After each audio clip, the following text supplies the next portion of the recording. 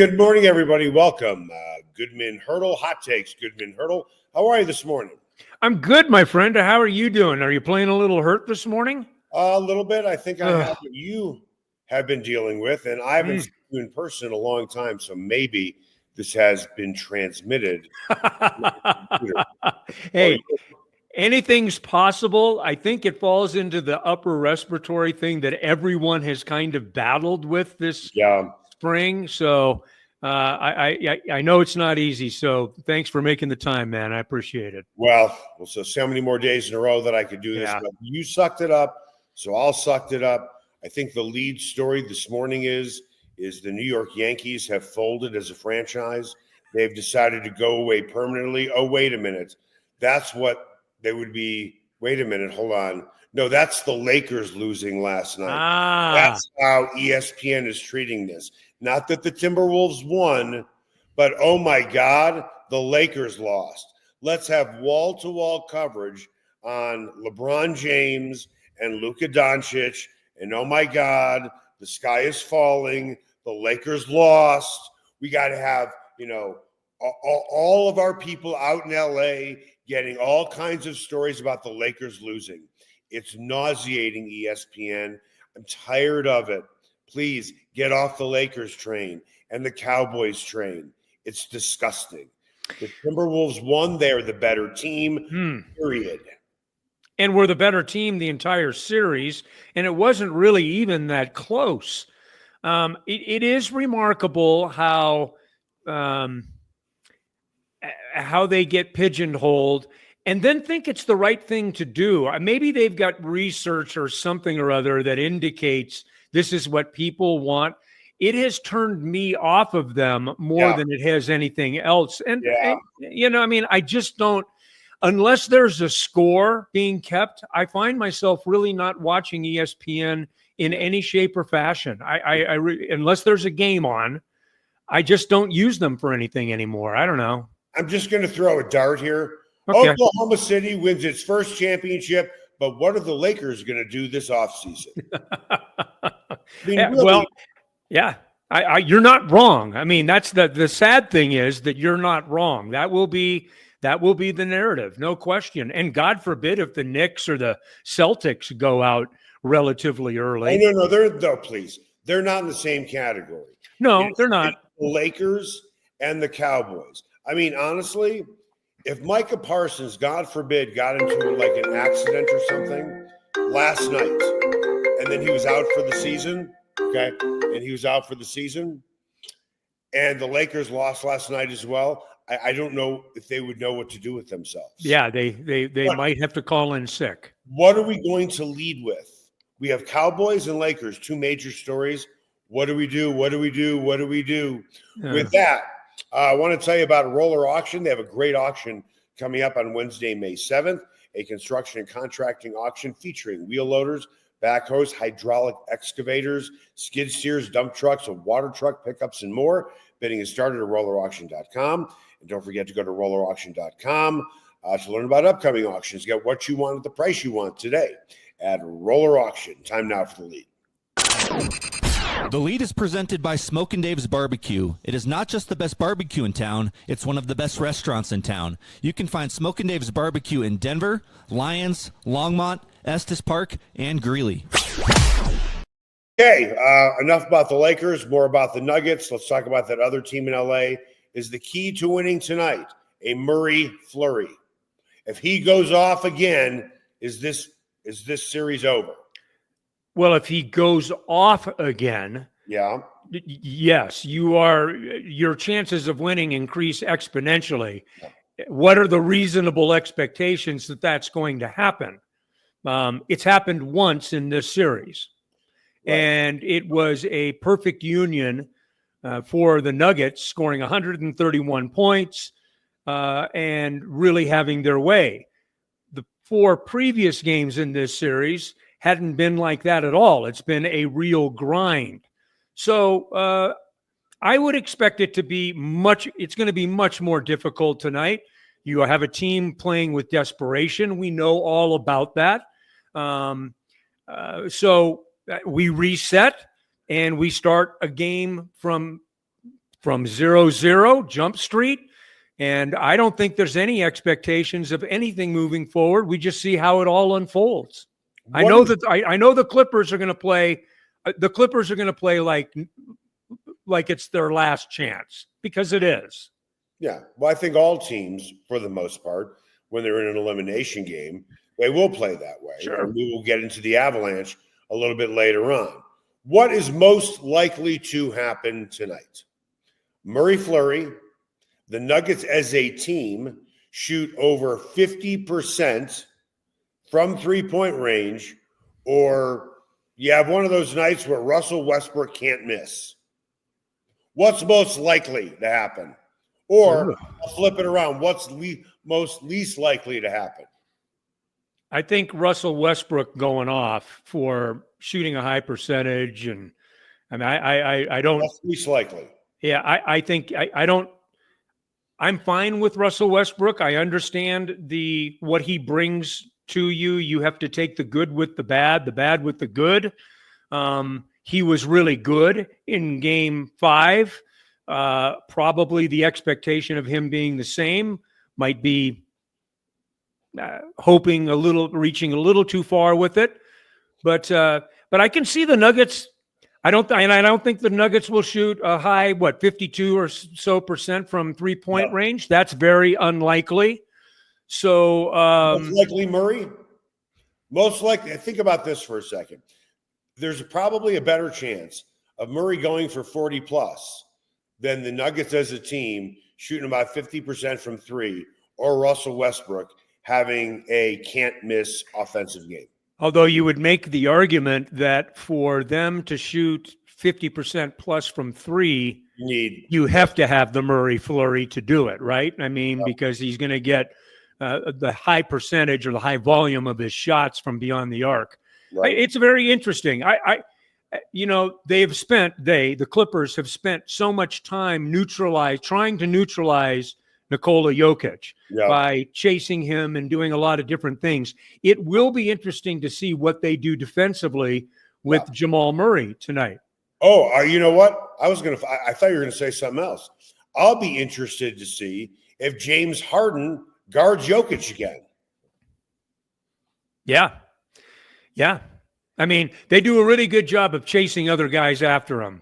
But Harden has and the great thing is that the games like Game 5 for Nikola Jokic are absolutely perfect. It's the ultimate game for Nikola Jokic. Now, look, he could have hit a couple more shots, right? So he didn't score a lot of points, didn't need to score a lot of points, but he was still the key. He and Jamal together were the key elements in deciding that game. They're the ones that directed the storyline and all of the things that went on in that game. But you love a world where you just don't have to have Nikola Jokic scoring. Right. If he's facilitating others to score, if he's pulling rebounds and doing things like that, if he's controlling the tempo of the game with the way that he brings the ball up, the way he sets up the offense, the way he passes the ball from up high, those are the things that give the Nuggets, as long as he's getting some help, right? He's got to get some frickin' help. Yeah. That's the way that the Nuggets can win games. I don't know. Who goes off tonight? Who gives them? Because they had two. Everyone talks about Jamal Murray, and you and I have talked about Jamal Murray. But Russell Westbrook was very important in Game 5. For him, in a relative sense, he went off, right? Not like Jamal Murray did, but what's the combination going to be outside of Jokic tonight that helps this team win? I think it's a very real question. I mean, when you look at the bench, again, Russell Westbrook played 25 minutes. He filled in for Brown.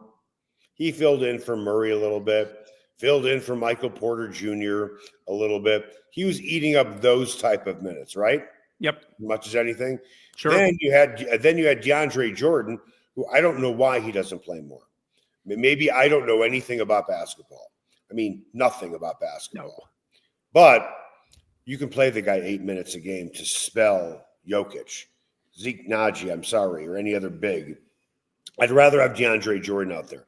brings a lot of energy. And hell, the guy's fresh. He's barely played this year, right? Peyton Watson played 8 minutes. So once again, they did win big.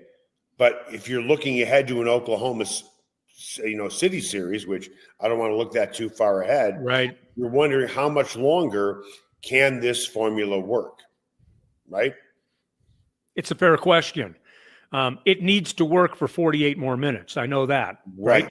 in the next in the next 3 days, it needs to work for 48 minutes at some point. But here's the funny thing: we saw in the Lakers series, LeBron and Luka play way too much, right? That's one reason why they are out. One reason why.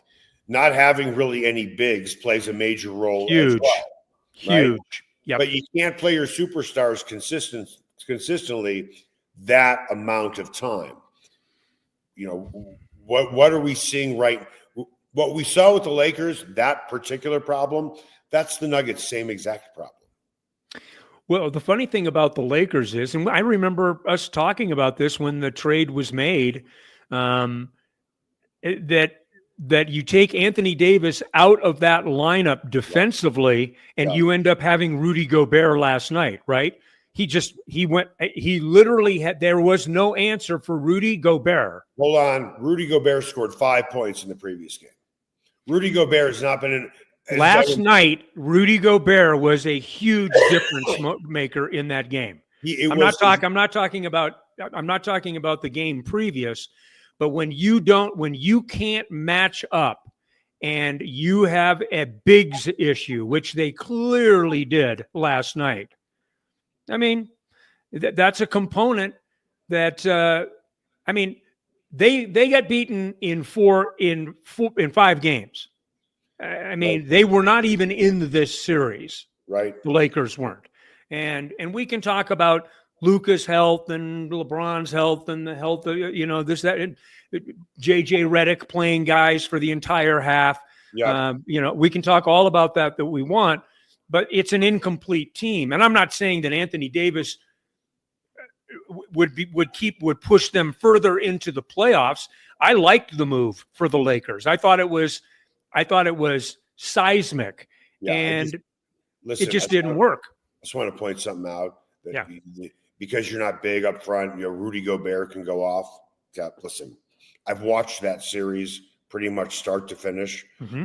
Before we go, oh, man, how can they not account for Rudy Gobert? And what's Rudy Gobert going to do to you? In the first game, Rudy Gobert scored 2 points. Mm-hmm. Second game, he scored 6. Mm-hmm. Next game, he scored 1. Mm-hmm. The next game, he scored 5. Right. It's the same lineup for both teams. Yeah. Rudy Gobert just happened to have a game, a once-in-a-lifetime game, a 2007 Rockies run game in this particular series. He happened to go off last night. Yeah. Let's not say. But it was game 5 in LA. Sorry, I just disagree with you. I mean, I hear where you're coming from, and you're right. Yeah. You've got the numbers on your side, right? But he was the key component in a game on the road that clinched against the Lakers. Listen, I did a parlay the other game. I needed Gobert to seal it for me with 7 points. Scored 5. Okay, he scored 5. The truth comes out. The truth comes out, and I have been watching that series. And by the way, I did say on the show, because of the way the Nuggets are using their bench and their starters are playing all the minutes that they are, because of that, they have no shot to win an NBA championship. They just don't. Not with the road that they are going down. But if some act of divine intervention gets them past Oklahoma City, they might get bitch slapped by Minnesota in the Western Conference Finals.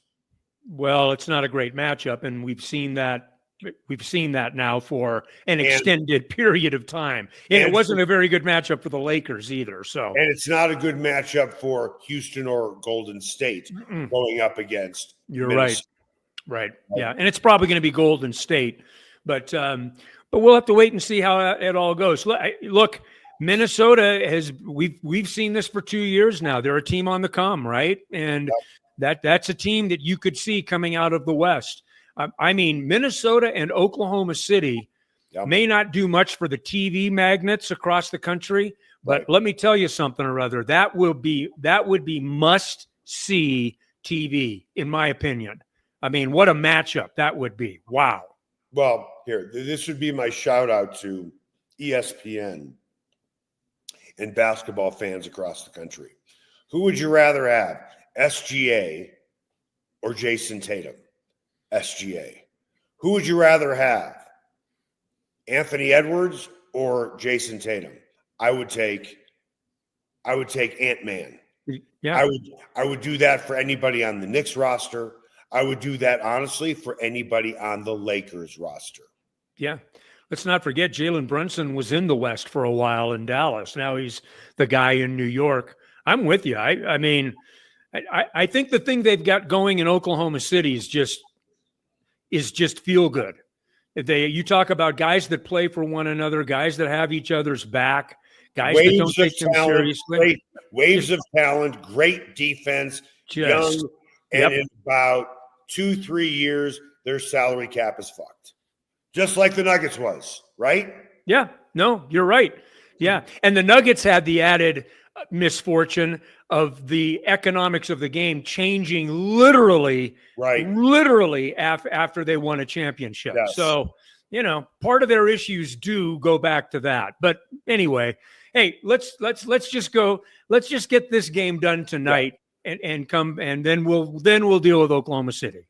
Coming up after the break, what do Jokic and Murray have in common with McKinnon and Makar? We head into a deciding game for the Avs. It's not win or go home. They already are home. They want to go back to Dallas. We'll talk about that next.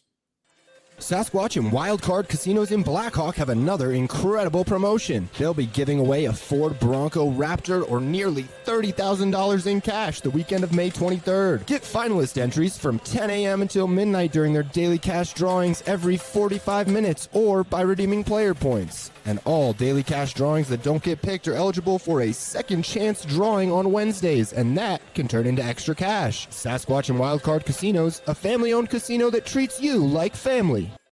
Spice up your next night out at Nola Jane and Lodo. Authentic Cajun cuisine like andouille sausage gumbo with dirty rice, crawfish etouffee, as well as 6 different po' boys like soft-shell crab and shrimp. Come in before or after a game at Ball Arena. Host a party or party on their rooftop deck overlooking Market Street during happy hour from 11 a.m. to 5. Plus, Nola Jane caters, delivers, and the kitchen is open late night. Make Nola Jane your new favorite spot to eat, drink, and party like it's Mardi Gras.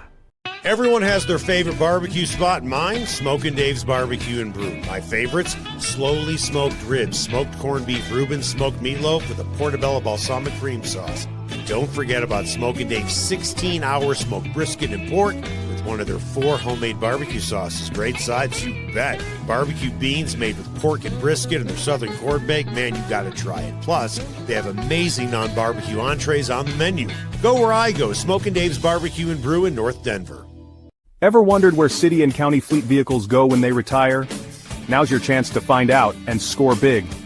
Imagine driving away with a great deal on a reliable vehicle. For over 45 years, Roller Auction has been the trusted source for government fleet vehicles and equipment. Trucks, SUVs, sedans, and more, all selling to the highest bidder. Don't miss out. Visit roller.bid/hot takes to get auction updates today. Your next vehicle could be just a click away. Everyone has their favorite sports bar. Mine, the Sportsbook Bar and Grill in Highlands Ranch in the DTC. Both locations are everything a sports bar should be. An upscale menu with 12 different burgers, outstanding wings, and my favorite, the Philly cheesesteak egg rolls. They've got every game on the NFL Sunday Ticket, MLB Extra Innings, NHL Center Ice, NBA League Pass, plus soccer, rugby, and UFC. Sportsbook is a hangout bar or great for private parties. The Sportsbook Bar and Grill in Highlands Ranch, the DTC, and coming soon to Parker. They are the sports bar. Welcome back, Hot Takes, Goodman and Haertl. If you are watching the games tonight, and I say games as in plural, you got 2 games to watch, Nuggets against the Avs.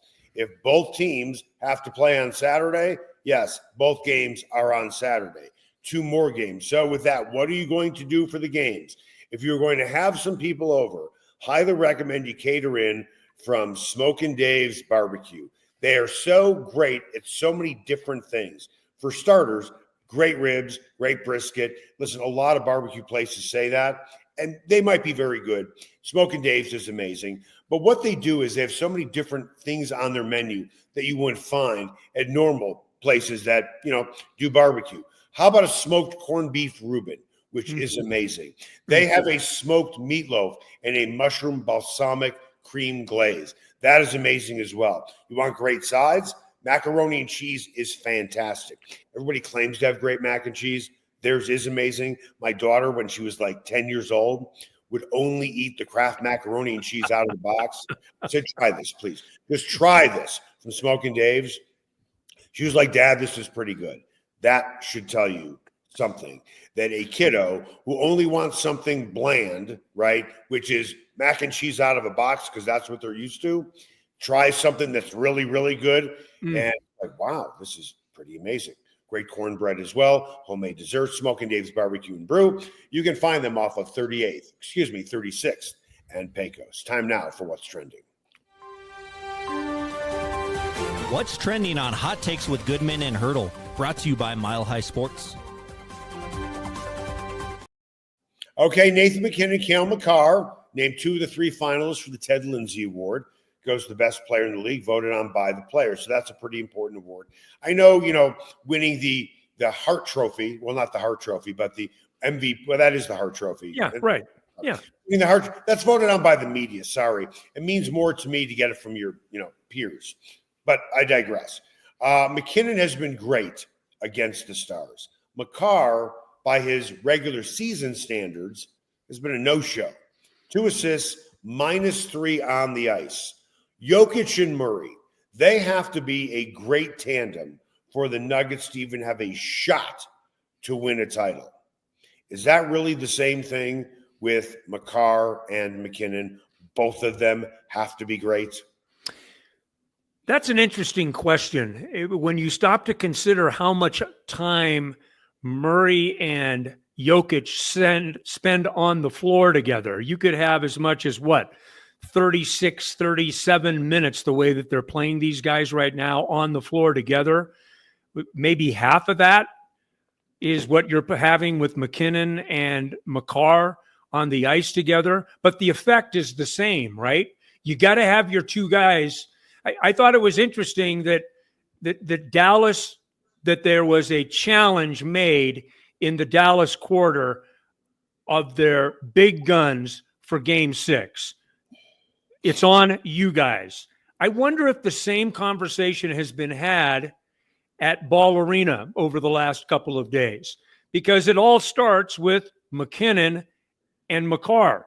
McKinnon's been tremendous in this series. Makar's been good in 1 game, but he's got to be great, I think, tonight for these guys to win. I mean, you got to go force a Game 7. Anything we know can happen in a Game 7. But yeah, I think there's a lot of pressure on McKinnon, Makar, Natushkin. These are all guys that have got to step to the fore tonight, and then Blackwood has got to play at a high level, obviously. But he's been pretty good throughout most of this series. I don't think he's been the problem. So very interested to see what happens. And to your point, the 1-2 punches that we have in this city, I hope people are really enjoying them. And yes, we've seen 2 championships out of them together collectively between the Nuggets and the Avs. Yep. But when you stop to think, Eric, about 1-2 tandems, dynamic duos, there aren't better ones in the NBA or the NHL when you start thinking in terms of Jamal Murray and Nikola Jokic, and then Makar and McKinnon. I mean, it's remarkable. That's getting me to think where this is historically. Okay? Jokic, sorry, John Elway. Sorry, John Elway fans. Nikola Jokic is the best player in Denver history. Is that fair to say? Yeah, I mean, yes, I think it is. Yeah. Sorry. He is. Just is. And John Elway's the most important person. Sure. in the history of the city. Of course. Jokic is, listen, no one has ever said about any Denver athlete he's the best player in the world besides Nikola Jokic, right? Right. But now let's pair him with somebody. If you want to do Elway and Terrell Davis, if you want to pick two of your favorite, Blake Street Bombers. Right. Or do you want to pick, Arenado and Tulowitzki? Sure. Are you going to go Sakic Forsberg? Are you going to go Jokic Murray? Is there any tandem better in Denver sports history than Makar and McKinnon? I don't think so. Not better. No. Not better. I mean, I'd at least have conversations about other guys approaching that level. But in terms of being better, I wouldn't have that. I wouldn't even entertain that conversation. I would. Somebody wanted to talk about it, but it'd be a pretty quick conversation. Yeah. Cale Makar is the best defenseman in the league. Right. He is a top 5 player in the league. This has been going on for years now.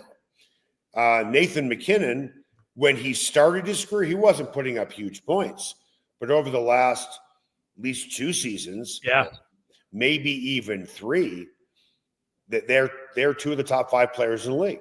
Yeah. A team that has had that run for 3 years in a row. No. I don't think there is one. I'm with you. And it begs the question, have the Avs done enough? We talk about the situation with Nikola Jokic now turning 30 and the fact that they're now 2 years removed from a championship. Is the window closing? Is the window closing for the Avs? I don't feel that way. I feel like this is a championship quality team. Here's the thing, Bruce, is that Makar McKinnon healthy, the Chuchkin healthy, Lehkonen healthy, Landeskog not 100%, but he is on the ice. That really is, your big 5. Mm-hmm. And you have enough talent down that roster. Logan O'Connor, who, God bless him, is second on the team in points in the playoffs. Mm-hmm. I can understand why Landeskog isn't there. The Chuchkin really hasn't done a whole lot. Nope. Lehkonen does have a couple of goals, but where's the choo-choo train been? Yeah. Has there been a busted rail? We're not. Boy, that could have been a double entendre. I'm just going to say right. One, yeah. Woo, almost got myself in trouble there. Point is that he hasn't done much either. No. He has scored a goal. Lehkonen has scored 2 goals, but you need more production. But your top point producer outside of McKinnon has been a guy who's a bottom 6 forward. But really, I think that the challenge is with Makar. I don't know if he's injured. I don't know what's going on. But you won't – if he has another poor game tonight, I don't know if they win. You need a guy to – hey, well, what have we talked about? The power play, right? Right. He's the guy who quarterbacks it. 3 of 17. Right. 3 of 17. That's where they are. I mean, can it be distilled down to that number just simply? 3 of 17? I'm not going to put it totally on him, and he has had plenty of shots on goal. When you look at the stat sheet for shots, it's something I bet on with him. I bet on him to at least have 4 shots a game, and he has consistently been there. McKinnon, I consistently bet 4 or 5 shots a game. He's consistently there. And by the way, if you have done that parlay, Makar 4 shots a game, McKinnon 4 or 5 shots a game, and McKinnon goal, 3-leg parlay, you pretty much won every single game you bet. I should know that. But that's not really the point. Because those are your top 2 players. Sure. And they're doing what they're supposed to do, meaning shots on goal, McKinnon scoring, but you need Makar dishing out helpers. You need Makar being better on the power play. You need Makar scoring goals. Is this team closer to the one that dominated in game 4? Or is this the team that kind of scuffled along so unimpressively in game 5? I don't know the answer to that. I think this team is a tick better than the games we saw in 2 and 3. Okay. At the end of the day, when you are trailing, you kind of have to change what you're doing. Sure. In hockey specifically, 2 fluke goals. 2 fluke goals. You can make the case that Mackenzie Blackwood was not ready, wasn't prepared to hop between the pipes when he gave up a goal at a 90-degree angle. Yeah. With a puck that went straight up into the air. You can claim, where was his head at when the puck bounced in the air and went to the upper part of his spine and then rolled into the net behind him? Those 2 fluke goals, I don't look at those and say that's going to happen again. I think that was an aberration. They were suddenly down 2-0. The timing of when those goals were scored, right at the beginning of a frame, right at the end of the frame, both lucky puck goals. I think when you combine all of that together, I don't see that happening again. It could. And then, I'm not a guy who's going to blame the refs a lot for a game. Jamie Benn took a dive. Let's be honest. Nathan McKinnon got, sucker punched from behind on a not even a cross check, right? Cross neck, if you want to call it that. Everything seemed to go wrong in that game, just like everything seemed to go wrong for the Clippers in their Game 5. Yeah, the Clippers are a better team than they showed in Game 5, and the Avalanche are a much better team than they showed in Game 5. But then again, the history suggests Game 6 against the Stars, at least last year, hasn't been very good. What happens, and I hope that we're not having this discussion tomorrow, but I'll just ask you because I'm thinking about it now. What's the thought in the Avs with the brain trust if Dallas comes in here tonight, wins in 6 games without arguably 2 of their better players? Yeah. What is the discussion like in Avsdom at that point? I don't think it's break up the Avs like it will be if the Nuggets don't get out of the first round, break up the Nuggets. Right. But I think you really have to take a hard look and say, boy, we did make a bunch of trades. We were terrific in goal throughout the series. McKinnon was fantastic. We really weren't. I mean, think about this. McKinnon's been terrific. Check. Great goaltending. Check. Depth throughout the lineup. Check. Almost no injuries. Check. Dallas missing its top defenseman, its top goal scorer. Mm-hmm. The reason why this series is where it is because of a pair of overtime losses. Yeah. Those are coin flip games. So is there a reason to panic? Probably not. But for a team that looked built to win, to make a deep run, and then to have the goaltending, which has, let's really call it like it is. If you're an Avs fan, you probably haven't felt this good about goaltending since Patrick Waugh was in the crease, right?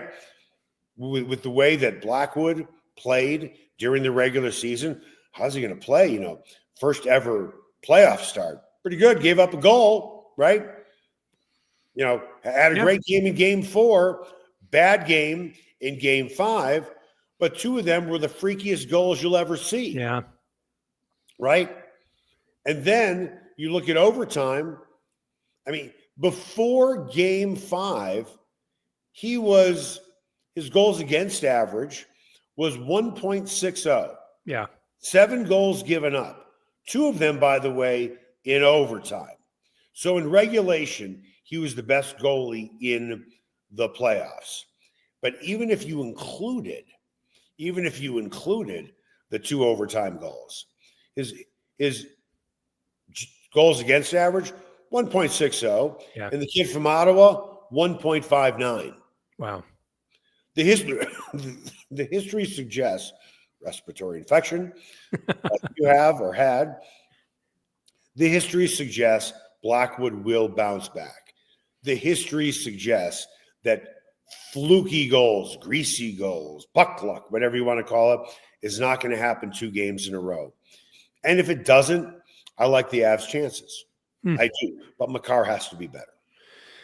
Yeah, I think that is a very simple focal point tonight to watch what kind of effect Cale Makar is having on this game. I just expect a lot of shots on goal tonight. I mean, they managed only 28 in game 5, but they had 48 in game 4. I mean, the disparity between those two numbers is remarkable. And I know a lot of it has to do with what Dallas is doing and what Dallas will try to do tonight, I'm sure. Yep. But, I mean, yeah, I'm a little nervous. I got to admit, I'm a little nervous about this game tonight. I will be curious to see how many more minutes Landeskog gets. I'll also be curious to see, are their lines the same? I'll also be curious to see if Landeskog spends any time on the top line with McKinnon. Now, this is pure speculation on my part. It's not like I have any, inside information.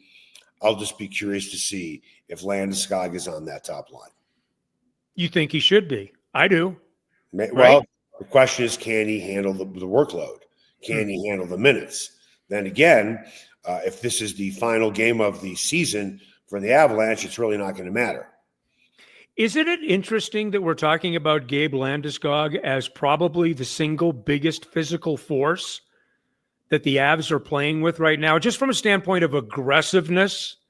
In this series, yes, it should in this series. It should be him, right? It's remarkable. Whatever ends up happening, the story of Gabe Landeskog has been it's been incredible. I'll tell you what this reminds me a little bit of. When Michael Jordan went to go play baseball and then came back at pretty much at the end of the season. And the Bulls did not win a championship that year. Right. He needed time to get back into the swing of things. They did not win a championship the year that he came back, but they did win the following year. Yep. And I'm wondering, is this the same road that the Avalanche could go down with Gabriel Landeskog coming back for a full season? And then let's see what happens. That is going to do it for us. Hot Takes, Goodman and Haertl. Enjoy the games tonight. We'll be talking about them tomorrow. Make it the best possible day you can.